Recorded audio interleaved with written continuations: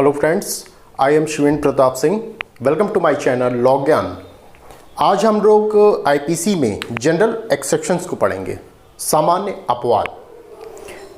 देखिए, आईपीसी में जो है, अगर यह पूछा जाए हमसे कि सबसे इम्पोर्टेंट चैप्टर पूरी आईपीसी में कौन सा होगा, तो वो सामान्य अपवाद ही होगा। जनरल एक्सेप्शंस को ही माना जाएगा। जनरल एक्सेप्शंस एक ऐसी चीज़ है, आप समझिए कि वो बेसिक स्ट्रक्चर है। नहीं, हम लोग कॉन्स्टिट्यूशन में पढ़ते हैं बेसिक स्ट्रक्चर होना चाहिए, हाँ, आधारभूत ढांचा। जो बेसिक आधार है आपका, वो पूरा सामान्य अपवाद ही है। जिसने सामान्य अपवाद को अपने मुट्ठी में कर लिया, वो समझ लीजिए कि आप पूरे आईपीसी को उसने अपने हाथों में ले लिया है। ठीक है, तो सामान्य अपवाद का रोल बहुत ही बड़ा है। चाहे आप प्री देने जा रहे हो, चाहे आप मेंस देने जा रहे हो, इसमें से क्वेश्चन जरूर आना है। 100% आता है, चाहे प्री का हो चाहे मेंस का क्वेश्चन हो। मेंस में भी इसी से क्वेश्चन पूछे जाते हैं और प्री में भी क्वेश्चन यहाँ से बनते हैं। ठीक है, इसलिए सामान्य अपवाद को ध्यान से पढ़िएगा। और मैं एक चीज़ और कहूँगा कि वीडियो को शुरू करने से पहले कि आप प्लीज़ बेयर एक्ट और एक पेन और एक पेज, A4 का पेज या कोई भी कॉपी लेकर आप बैठा करिए। जो मैं बोलता हूँ उसको नोट डाउन भी करते रहा करिए। ये ज़रूरी नहीं कि जो लिखा हुआ है सिर्फ यही मैं बोलूँ, इसके अलावा भी मैं बोलता हूँ तो उसको भी आप नोट डाउन कर लिया करिए। चलिए शुरू करते हैं आज की वीडियो को। तो हम लोग पढ़ेंगे अध्याय 4। मैंने कहा था अध्याय का नाम याद रहे, और ये अध्याय पूछा जाएगा। ठीक है, अगर पूछा गया है तो अच्छी बात है, नहीं पूछा गया है तो पूछा जाएगा। ठीक है, तो उस दिन का इंतजार आप ना करिएगा कि कब पूछा जाएगा तब हम पढ़ेंगे, नहीं, आप पहले से ही आप तैयार रहिए। ठीक है, तो अध्याय 4 में दिया गया है सामान्य अपवाद को। सामान्य अपवाद, इस अध्याय का नाम क्या है? सामान्य अपवाद। सेक्शन कहां से कहां तक प्रावधान किया गया है सामान्य अपवाद का? तो 76 से लेकर 106 तक पूरे सामान्य अपवाद को बताया गया है। इसको हम पढ़ें तो हम इसको दो भागों में बांट के पढ़ सकते हैं। कैसे? 76 से 106 को दो भागों में आप बांट दीजिए। पहला भाग होता है 76 to 95 और दूसरा भाग 96 to 106। दो भागों में करके हम पढ़ेंगे। पहले भाग में क्या होता है कि दुराशय का अभाव होता है। 76 to 95 में आपका मेंजरिया का अभाव होता है। मेंजरिया होती क्या है, इसके विषय में मैं ऑलरेडी वीडियो में आपको बता चुका हूं कि मेंजरिया क्या चीज़ है। अगर आपने वो वीडियो ना देखी हो तो प्लीज़ आप उस वीडियो को जरूर देखिएगा। तो मेंजरिया का अभाव कहां से कहां तक? 76 से 95 तक। फिर 96 to 106 में प्राइवेट प्रतिरक्षा का अधिकार दिया गया है। ठीक है, प्राइवेट प्रतिरक्षा का अधिकार 96 से 106 में दिया गया है।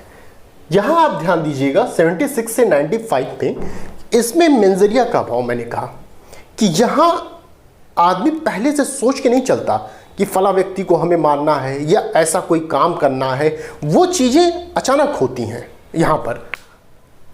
ठीक है, 76 to 95 में अचानक होती हैं। करता कौन है? कोई मत्त व्यक्ति कर दे, ड्रिंक किया हुआ, दुर्घटनावश कार्य हो जाए, पागल कोई काम कर दे रहा है, तथ्य की भूल में हो जा रही है काम।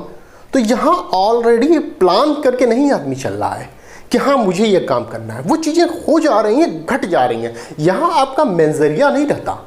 ठीक है, और एक चीज़ आप जानिएगा कि यहाँ तो मेंजरिया नहीं है, बट यहाँ क्या है 96 to 106 में यहाँ क्या होता है कि आदमी सोच के काम करता है। यदि किसी ने अटैक किया तो अब आप सोचेंगे हाँ मुझे करना है इस पे अटैक। आपका दिमाग काम करता है वहाँ पर। ठीक है, बट यहाँ नहीं काम करता। यहाँ मेंजरिया नहीं होता कि हमें ये काम करना है। वो चीज़ें अचानक होती हैं।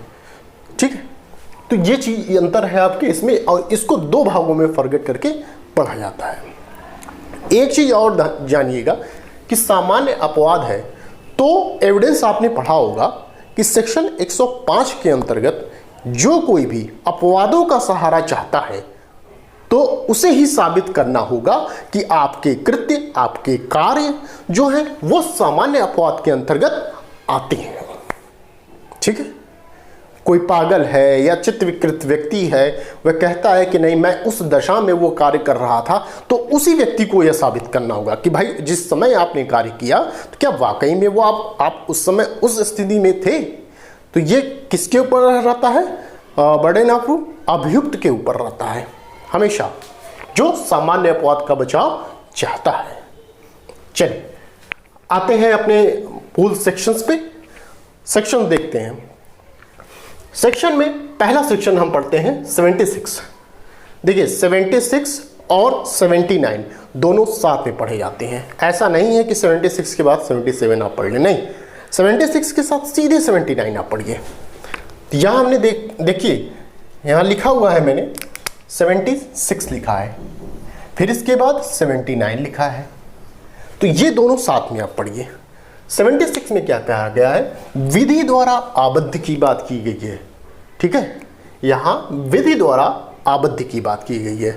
क्या कहा गया है? एक बार बैरैक्ट से पढ़ लेते हैं हम लोग कि कोई बात अपराध नहीं है जो किसी ऐसे व्यक्ति द्वारा की जाती है जो उसे करने के लिए विधि द्वारा आबद्ध है। ध्यान रहे, जो उसे करने के लिए विधि द्वारा आबद्ध हो, या जो तथ्य की भूल के कारण न कि विधि की भूल के कारण सद्भाव पूर्वक विश्वास करता हो कि वह उसे करने के लिए विधि द्वारा आबद्ध है। ठीक है, अब आपको समझ में आया होगा यहाँ क्या है। यहाँ कोई व्यक्ति लॉ के द्वारा बाउंड होता है वो कार्य करने के लिए 76 में। और भूल कैसी होनी चाहिए? पहली चीज, लॉ के द्वारा बाउंड होना चाहिए। दूसरा, भूल कैसी होनी चाहिए? तथ्य की भूल होनी चाहिए, न कि विधि की भूल होनी चाहिए, क्योंकि तथ्य की भूल तो क्षम्य है बट विधि की भूल क्षम्य नहीं है, ये ध्यान रखिएगा। और कार्य जो आपने किया है, जो व्यक्ति कार्य कर रहा है जो विधि द्वारा बाउंड है उस कार्य को करने के लिए, वो सद्भाव पूर्वक उसने कोई ऐसा कार्य किया है, तभी वह व्यक्ति 76 का बचाव ले सकता है, अन्यथा नहीं ले सकता। क्लियर? यही चीज सेम बातें आपका 79 में कहा जाएगा कि विधि द्वारा न्यायानुमत होना चाहिए। ठीक है, जहां जहां आप देखेंगे विधि द्वारा आबद्ध, वहां आप विधि द्वारा न्यायानुमत शब्द लगा दीजिएगा, बाकी सभी चीजें मैटर सेम टू सेम उसी तरह रहेंगी।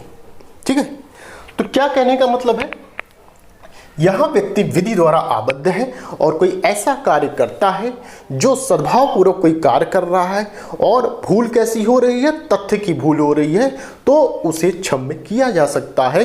बट किस सेक्शन के अंतर्गत? 76 के अंतर्गत। जैसे आप समझ लीजिए कि कोई व्यक्ति ए नाम का व्यक्ति है, पुलिस अधिकारी है, और वह विधि द्वारा आबद्ध किया गया है, बाउंड है, किसे अरेस्ट करने के लिए? बी नाम के व्यक्ति को।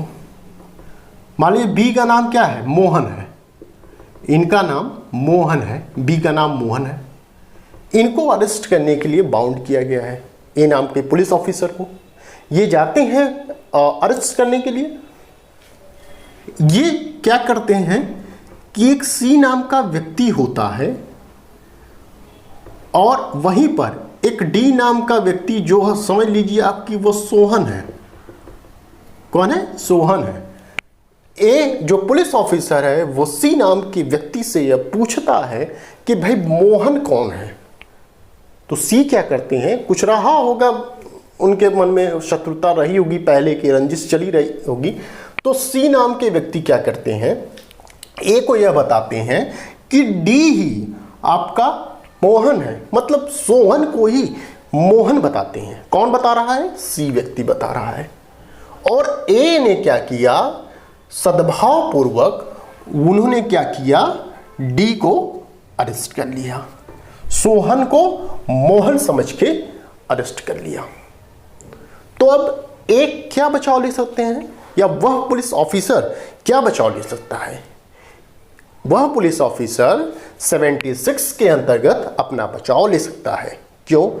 पहली चीज, विधि द्वारा आबद्ध कहा गया, तो ए क्या है? विधि द्वारा आबद्ध है, बाउंड है, किसी कार्य को करने के लिए लॉ द्वारा, ठीक है, जो लॉ कह रही है आप वो काम करिए, वो बाउंड है, पहली चीज। दूसरी चीज, वह कार्य जो कर रहा है कैसा कर रहा है, सद्भावपूर्वक, गुड फेथ में कर रहा है, ठीक है, सद्भावपूर्वक कर रहा है। और तीसरी चीज कि वह जो भूल कर रहा है कि सोहन की जगह सोहन की जगह मोहन को पकड़ ले रहा है, ठीक है। यहां पर अच्छा ये मोहन की जगह सोहन को पकड़ ले रहा है, ठीक है। पकड़ना था मोहन को बट पकड़ लिया उसने सोहन को, सोहन को मोहन समझ के पकड़ लिया, अर्थात डी को पकड़ लिया बी समझ के, ठीक है। तो यहां पे क्या क्या हुआ, वो भूलवश, उसने भूल कैसी थी, तथ्य की भूल थी, ठीक। तो इतनी चीजें अगर इनके अंदर हैं तो ये किस चीज का बचाव लेंगे, 76 का बचाव लेंगे, ठीक है। ये आप जानिए, तो ये ही है आपका 76। और जो इसमें दृष्टांत हैं जरूर पढ़िएगा, क्वेश्चन यहीं से बनते हैं, आपके प्री में भी बनते हैं और मेंस में भी पूछे जाते हैं, तो दृष्टांत बिल्कुल मत छोड़िएगा। जितने भी दृष्टांत हैं, 2 दृष्टांत होंगे 76 में, पढ़ लीजिएगा आप। फिर 79 में क्या होता है, विधि द्वारा न्यानुमत। जब भी आपसे क्वेश्चन पूछा जाए कि विधि द्वारा आबद्ध कहाँ बताया गया है, तो 76 में। जब आपसे पूछा जाए कि विधि द्वारा न्यानुमत कहाँ बताया गया है, तो आप बताएंगे 79 में। ध्यान यह रखिएगा कि तथ्य की भूल यहाँ भी है और तथ्य की भूल यहाँ भी है, और विधि की भूल क्षम्य नहीं है 76 में भी, और विधि की भूल क्षम्य नहीं है 79 में भी, ठीक है। ये दोनों पॉइंट यहाँ भी रहेंगे, ये ध्यान रखिएगा। और इसमें जो इंपॉर्टेंट केस जो पूछी जाती है, आर वर्सेस बेली में भी, बेली रेक्स वर्सेस लेविट, चरण दास का मामला, ये मोस्ट इंपॉर्टेंट आपकी केस है, इनको आप याद करिएगा। ये पूछी जाती है कि ये किस सेक्शन से संबंधित है, ठीक है। तो ये केसेस हैं। अच्छा, कोई व्यक्ति ये भी नहीं कह सकता कि हमें विधि का ज्ञान नहीं था, नहीं, क्योंकि विधि की भूल कभी भी क्षम्य नहीं होगी। हमारे यहाँ नहीं, विदेशी भी आ जाए तो ये नहीं कह सकता कि मुझे तो विधि का ज्ञान ही नहीं था, नहीं, इसलिए कहा गया कि विधि की भूल क्षम्य नहीं, ठीक है। तो इतनी चीजें हमने बताया आपको 76 और 79 के विषय में। चलिए आगे चलते हैं। नेक्स्ट है 77, न्यायिकतः कार्य करते हुए न्यायाधीश का कार्य। किसका कार्य, न्यायाधीश का कार्य। पहले न्यायाधीश आ रहे हैं, ध्यान रखिएगा, यहां न्यायाधीश का कार्य है। इसका क्या मतलब है कि न्यायिकतः कार्य कर रहे हैं, जुडिशियल वर्क आप कर रहे हैं, और उसमें आप क्या कर दे रहे हैं, किसी को दंड दे रहे हैं। जैसे जज साहब हैं, किसी को दे दिए दंड, मृत्युदंड आज से आपको मिलता है, ठीक है। तो ये क्या है, ऐसा नहीं कि उनको आप जेल में डाल देंगे, नहीं, उनको यहां 77 का संरक्षण प्राप्त है, ठीक है। तो यहां पे कहा गया है, देखिए, जज द्वारा मृत्युदंड पूछा जाता है कि जज द्वारा मृत्युदंड, ये संरक्षण कहां प्राप्त है इनको, तो 77 में प्राप्त है, ठीक है, जजों को 77 में। 78 में क्या है, न्यायालय के निर्णय या आदेश, ध्यान रहे, न्यायालय के निर्णय या आदेश के अनुसरण में किया गया कार्य। यहां क्या था, यहां न्यायाधीश कार्य कर रहा है। 78 में क्या है, न्यायालय का कोई निर्णय पास हुआ या आदेश पास हुआ, उसके अंतर्गत कोई कार्य किया जा रहा है, तो वह 78 में संरक्षित है। जैसे किसी व्यक्ति को कह दिया गया कि भाई आप फांसी पे लटका दो, जैसे जल्लाद को कह दिया गया कि भाई फांसी पे लटका दो, जल्लाद तो फांसी पे लटका ही देगा, क्योंकि वो न्यायालय का निर्णय या आदेश है। तो ऐसा नहीं कहा कि तुम फांसी पे लट गए, चलो तुम्हें भी लटकाया जाए, नहीं, ऐसा नहीं कहा जाएगा। तो जल्लाद को कहाँ संरक्षण प्राप्त है, 78 में। जज साहब को कहाँ प्राप्त है, 77 में, ध्यान रहे, ठीक है। तो पूछा जाता है जल्लाद द्वारा फांसी पर लटकाना, इसको कहाँ संरक्षण प्राप्त है, तो 78 में प्राप्त है, ठीक है। ये ध्यान रखिएगा, न्यायाधीश 77 में आते हैं, न्यायालय 78 में आते हैं, कंफ्यूज बिल्कुल मत होइएगा। ये पहले न्यायाधीश आएंगे, फिर न्यायाधीश कहाँ बैठते हैं, न्यायालय में बैठते हैं, ध्यान रहे। तो इस तरह 76, 77, 78, 79 4 सेक्शन को हमने कंप्लीट किया। नेक्स्ट आते हैं मोस्ट इंपॉर्टेंट आपका सेक्शन 80, जिसको हम किस नाम से जानते हैं, दुर्घटना, एक्सीडेंट। यहां यह कहा गया कि कोई बात अपराध नहीं है, कोई भी बात अपराध नहीं, जो दुर्घटना या दुर्भाग्य से, ये एलिमेंट ध्यान से पढ़िएगा, ये एलिमेंट आपसे पूछे जाते हैं कि इनमें से कौन सा एलिमेंट नहीं है या इनमें से कौन सा एलिमेंट है।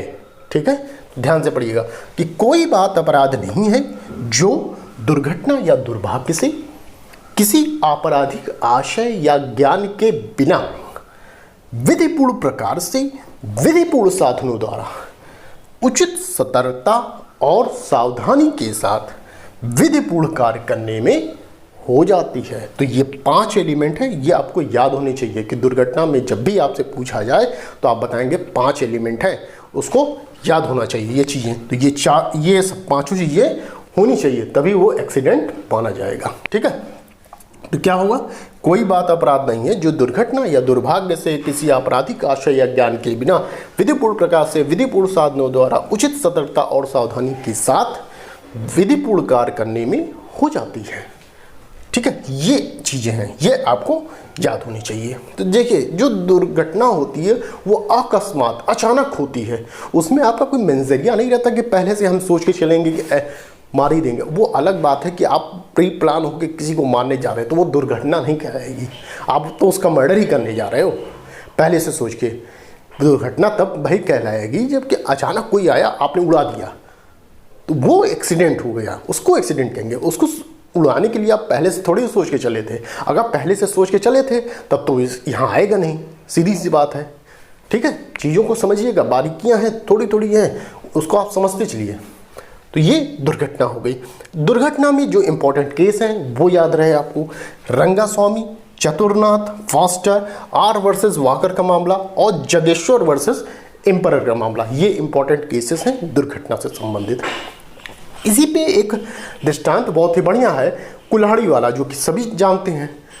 कुल्हाड़ी, देखिए कुल्हाड़ी में भी 2 चीज़ें हैं। कुल्हाड़ी में पहला आपका दृष्टांत तो सिंपल जो बेयर एक्ट में दिया गया है कि कोई व्यक्ति है, मगर उसको इस तरीके से आप पढ़िए तब ज़्यादा समझ में आएगा। कोई व्यक्ति है, कुल्हाड़ी लेके गया, दुर्घटना का बचाव कब मिल रहा है वो ध्यान दीजिएगा। कोई व्यक्ति कुल्हाड़ी लेके गया जंगल में, हाँ, पेड़ को काटने के लिए। अब जंगल में ये आशा लगाई जा सकती है कि भाई हर कोई थोड़ी ना जाता है जंगल में, भाई जंगल है वो ऐसा सार्वजनिक स्थान तो है नहीं कि गाड़ी मोटर या पैदल ऐसा कोई जा रहा है, तो आदमी ये मान के चलता है कि कोई नहीं है, काटता है। और उस समय मान लीजिए वो कुल्हाड़ी का फल उछल के किसी को लग जाता है और वो घायल हो जाता है या मर जाता है, तो यहाँ क्या है, वो सेक्शन 80 का दावा कर सकता है, उसको बचाव मिलेगा।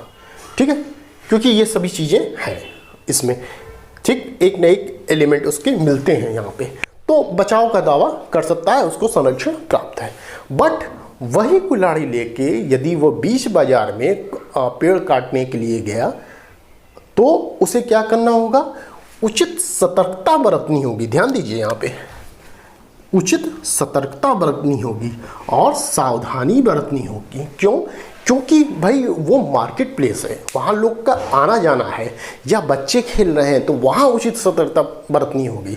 ठीक है, बच्चे नहीं सतर्कता बरत सकते, बट आप सतर्कता बरतिए। ठीक है, इसलिए वहाँ अगर कुल्हाड़ी का फल आपका निकला और वहाँ किसी को लगता है, चोटिल होता है, तो आप सेक्शन 80 का दावा नहीं कर सकते हैं।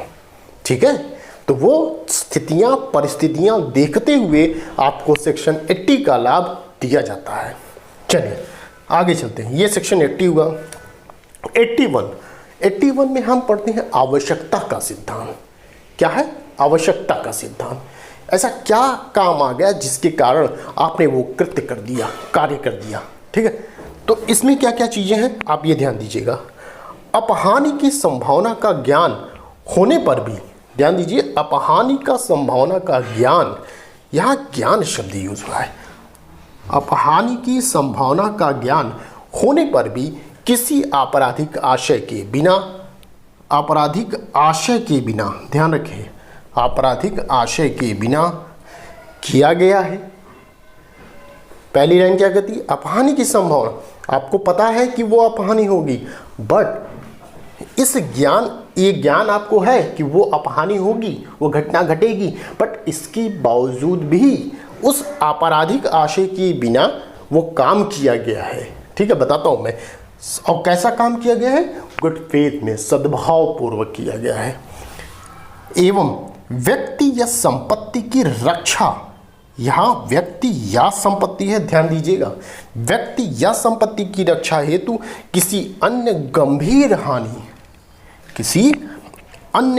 हानि से बचाने के लिए किया गया था। बात समझ में आई? किस लिए किया गया था?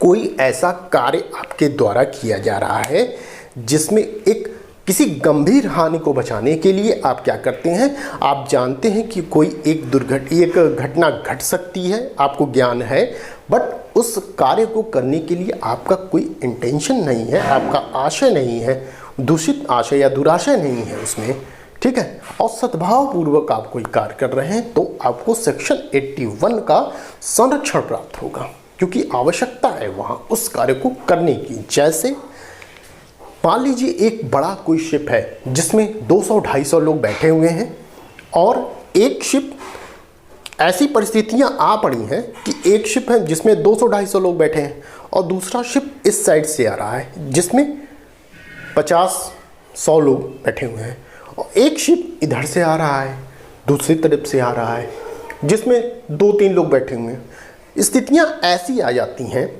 उस समय कि उस बड़े शिप में ये स्थिति आ जाती है कि अगर शिप को दोनों में से एक तरफ नहीं घुमाया गया तो वहाँ वह शिप पूरा पलटने की संभावना है, कि उसमें 200-250 लोग मर जाएंगे, ठीक है।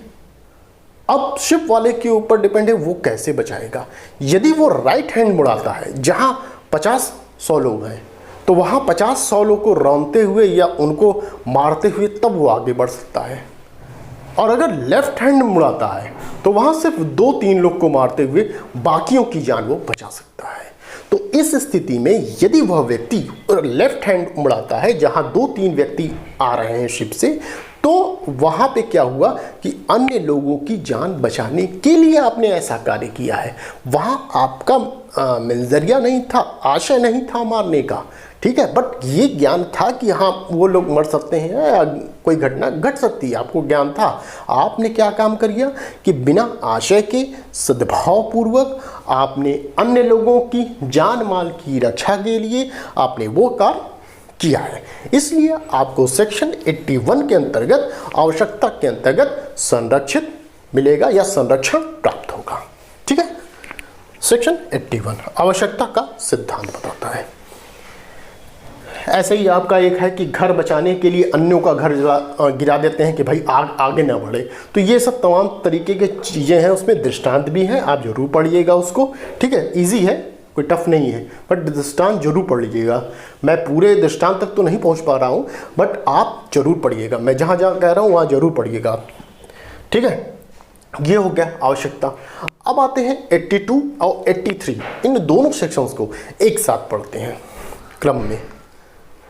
82 और 83 ये दोनों सेक्शन पढ़ेंगे हम एक साथ। 82, 83 बालक से संबंधित, शिशु से संबंधित है। 82, 83। 82 में कहा गया 7 वर्ष से कम आयु की शिशु का कार्य क्या होगा? क्षम्य होगा। ये माना जाएगा कि भाई 7 वर्ष से कम आयु का जो बच्चा है वो कोई आपराधिक कृत्य नहीं कर सकता, और करता भी है तो उसे क्षम्य कर दिया जाए, क्योंकि आईपीसी दे रही है, क्षम्यता प्रदान कर रही है, आपको क्षमा कर रही है, ठीक है। कर भी दे रहा है 7 वर्ष से नीचे का तो भी क्षम्य है, क्योंकि लिखा गया है यहाँ पे, ठीक है। ये कॉन्क्लूसिव प्रूफ है आपका, निश्चयक सबूत समझ लिए। 82 है तो 7 वर्ष से कम आयु के शिशु का कार्य क्षम्य है, सीधी बात। इसको क्या कहते हैं? डोली इन कैपेक्स के नाम से जाने जाते हैं। ना समझ गुड़िया, कभी कभी आपसे ये पूछा जाएगा कि ना समझ गुड़िया किस सेक्शन को जाना जाता है, तो आप बताएंगे सेक्शन 82 को जाना जाता है। ना समझ गुड़िया कहा जाता है, डोली इन कैपेक्स कहा जाता है, ठीक है, ना समझ गुड़िया। वहीं 83 में क्या है कि 7 वर्ष से ऊपर, ध्यान दीजिएगा, 7 वर्ष से ऊपर किंतु 12 वर्ष से कम है। यहाँ 7 वर्ष से ऊपर किंतु 12 वर्ष से कम आयु की शिशु के द्वारा अगर कोई कार्य किया जा रहा है तो भी वह क्षम्य माना जाएगा। बट किस परिस्थिति में?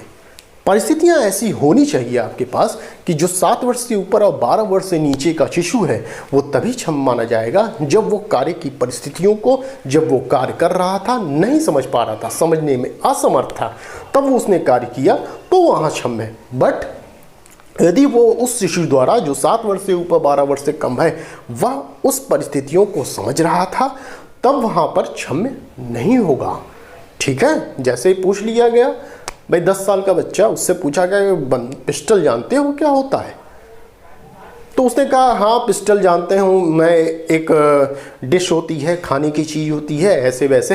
तो ये कहा कि भाई उसको इतनी जानकारी नहीं है। बट दूसरा कोई लड़का जिसने वो कार्य किया है, मार दिया है किसी को पिस्टल से, तो यह कहा, उससे पूछा गया पिस्टल जानते हो, कहा हाँ जानते हैं, पिस्टल निकाल के मार दिया जाता है किसी को, मार देंगे मर जाओगे पिस्टल से। हाँ, तो क्या हुआ कि ये माना जाएगा कि नहीं भाई उसकी बुद्धि काम कर रही है, तेज तर्रार है, वो जानता है जो कार्य किया है, वो उसके बारे में भी जानता है कि मैंने मारा है किसी को। तब उस स्थिति में यहाँ पर इसको बचाव नहीं दिया जाएगा।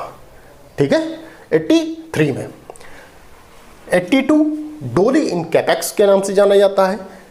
83 डोली कैपेक्स के नाम से जाना जाता है। किसके नाम से? डोली कैपेक्स के नाम से जाना जाता है। अच्छा ध्यान दीजिएगा, यहाँ हम पहुँच गए हैं। इसमें सेक्शन 81 में एक चीज़ रह गई है, छूट गई है। इसमें केस लॉ था एक, रेनिगर वर्सेस फगोसा का मामला है, और दूसरा मोस्ट इम्पॉर्टेंट सेक्शन 81 की पूरी जान है जो R versus Dudley and Stephen का मामला है। न्यायाधीश याद रहे, न्यायाधीश पूछा जा सकता है आपसे कि इसके न्यायाधीश कौन थे। बहुत ही चर्चित आपका मामला, मेंस में भी पूछे जाते हैं और प्री में भी पूछा जाता है ये question. R versus Dudley and Stephen, न्यायाधीश लॉर्ड कॉलरिज थे। क्या कहा गया था? बहुत ही बढ़िया स्टेटमेंट ये दिया गया था सेक्शन 81 पर कि अपने जीवन को सुरक्षित रखना सामान्यतः एक कर्तव्य है। अपने जीवन को सुरक्षित रखना सामान्यतः एक कर्तव्य है, परंतु इसको दूसरों के लिए बलिदान कर देना परम कर्तव्य है। ठीक है, दूसरों के लिए बलिदान कर देना परम कर्तव्य है। इस केस में यह बात कही गई थी। ठीक है, क्या हुआ था इसमें कि जैसे 3 लोग थे, 3 फ्रेंड थे, वो कहीं समुद्र के किनारे कहीं गए हुए थे, अपना आइसलैंड जो भी कहते हैं, जो लैंड था वहाँ पर गए हुए थे छुट्टी मनाने के लिए। जहाज या जो भी जिस किसी के माध्यम से गए थे उसमें आग लग गई या किसी कारणवश वो वापस नहीं आ सके, उसी पर रह गए। कुछ दिन बीते जिससे कि उन लोगों के अंदर भूख जो है ज़्यादा जागृत हुई।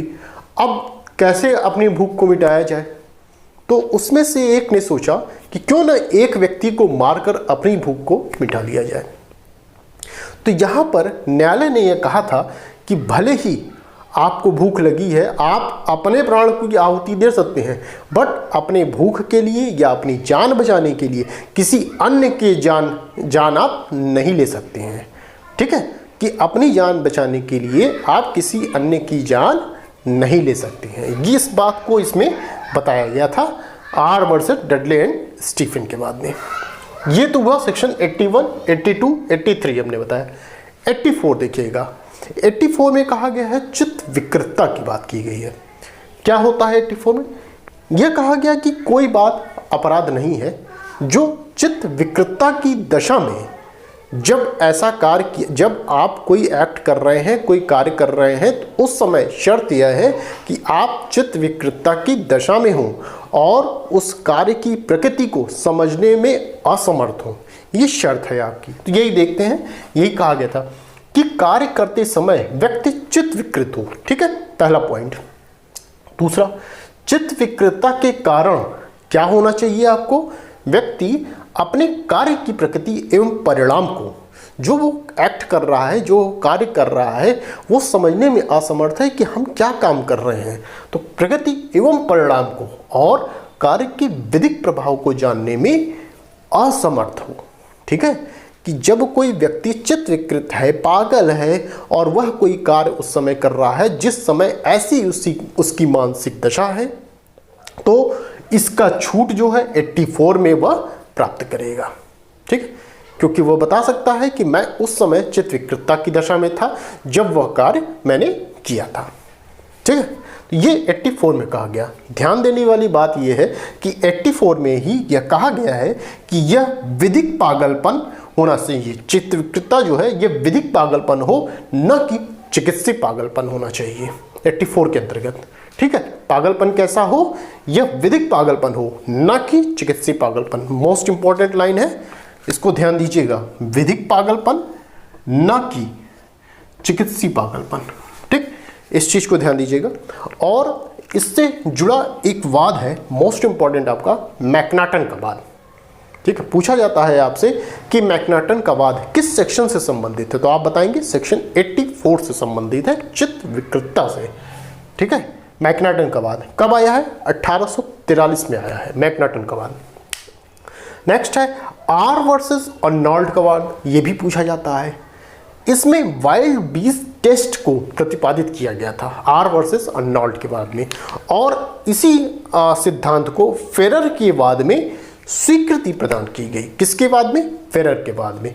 ठीक है, नेक्स्ट है तबू चेतिया वर्सेस असम राज, ये भी पूछा जाता है कि मिलाने के लिए आपके पास आता है कि इस केस का संबंध किससे है, किस सेक्शन से है। ठीक है, तो आपको पता होना चाहिए तबू चेतिया वर्सेस असम राज।